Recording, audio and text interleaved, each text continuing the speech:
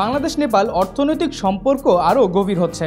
নেপালের কেন্দ্রীয় ব্যাংক এবার বাংলাদেশি টাকাকে রূপান্তরযোগ্য মুদ্রা হিসেবে গ্রহণের সিদ্ধান্ত নিয়েছে। এর চূড়ান্ত বাস্তবায়ন হলে সবচেয়ে বেশি লাভবান হবেন বাংলাদেশের পর্যটক ও নেপালে পড়তে যাওয়া শিক্ষার্থীরা। ঢাকায় নিযুক্ত নেপালের রাষ্ট্রদূত ঘনশ্যাম ভান্ডারী এক গোলটেবিল আলোচনায় জানান, নেপালের রাষ্ট্রীয় ব্যাংক ইতিমধ্যে সিদ্ধান্ত নিয়েছে বাংলাদেশি টাকা রুপিতে বিনিময়যোগ্য করতে।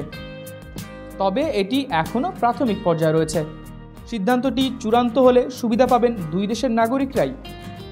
2024 সালে নেপালে বাংলাদেশ থেকে প্রায় 50,000 পর্যটক ভ্রমণ করেছেন।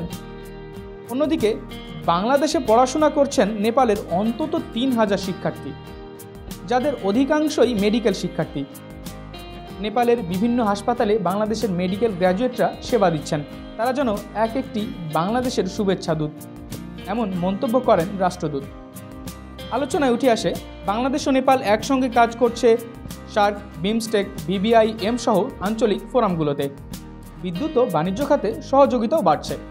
বর্তমানে ভারতীয় গ্রিড হয়ে নেপাল থেকে বাংলাদেশে আসছে 40 মেগাওয়াট বিদ্যুৎ। Centre for Policy Dialogue CPD এবং নেপাল ইকোনমি ফোরামের যৌথ আয়োজনে অনুষ্ঠিত হয় এই গোল টেবিল বৈঠক।